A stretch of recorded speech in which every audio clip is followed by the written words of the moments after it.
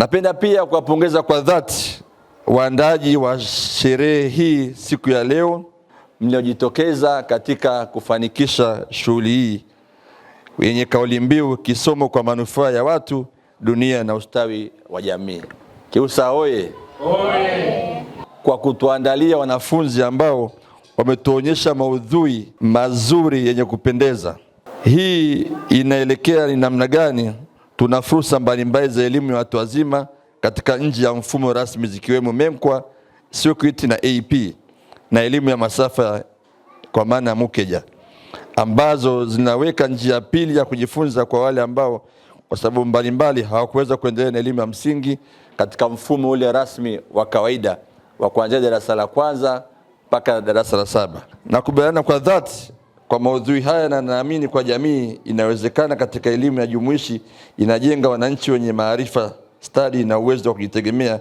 Elimu ya watu wazima inatoa maarifa yanaweza kutumika moja kwa moja katika maisha ya kila siku, na kwa wale wananchi ambao hawajapata elimu hii tunawakaribisha kuendelea kupata elimu, na kama alivyosema mtendaji hapa na afisa elimu hapa, watakuwa wako ofisini pale kwa wale wote ambao wanataka kupata elimu. Tunawakaribisha kuja kujiandikisha na walimu wapo wa kutosha. Mimi nikiwa kama mtendaji wa kata nimepata elimu yangu kwa kupitia elimu ya watu wazima. Mara baada ya kumaliza tu shule ya msingi, hali ya familia ikuniruhusu kuendelea na sekondari.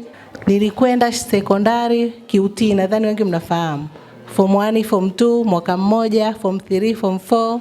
Nikamaliza, nikaenda kusoma chuo cha maendeleo ya jamii, certificate, nikamaliza, nikasoma diploma, nikamaliza.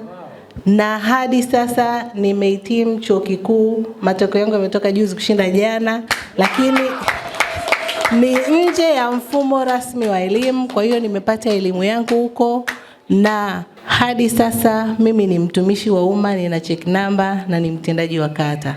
Kwa hiyo na wasihi watu tusikate tamaa, tunaweza kupata elimu nje ya mfumo rasmi na tukaweza kufanya vitu vingi. Maadhimisho haya yaliasisiwa na Shirika la Elimu la Umoja wa Mataifa UNESCO mwaka 1966 yakiwa na lengo la kuikumbusha jamii umuhimu wa elimu ya watu wazima. Elimu ya watu wazima husaidia katika kuhifadhi mila na desturi. Elimu ya watu wazima ina mchango mkubwa katika maendeleo ya kijamii kwa kuwawezesha watu binafsi na jamii kupata maarifa, ujuzi na mtazamo unaohitajika kwa ajili ya kuboresha maisha yao. Kwa majina naitwa Hasnat Daudi Kipalile. Mimi ni mnufaika wa elimu ya watu wazima. Nilipata elimu ya msingi, lakini ya sekondari nilikosa kwa wakati. Ningependa kuhamasisha na wengine, hasa nyi wadogo mliopata elimu ya msingi, mlio elimu ya sekondari, msikate tamaa, mnatakiwa mpambane.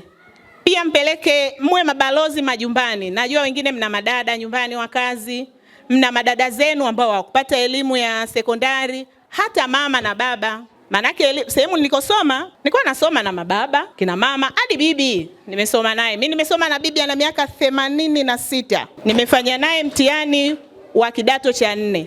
Na mimi nimesoma elimu ya sekondari kuanzia level hiyo unaiona ya Form 1 kwa utu uzima huu mpaka chuo, kwamba nimefika Form 4, nimefika Form 5 na 6, alikadhalika chuo. Hivyo hata hao walioko majumbani muhamasishe, elimu haina mwisho.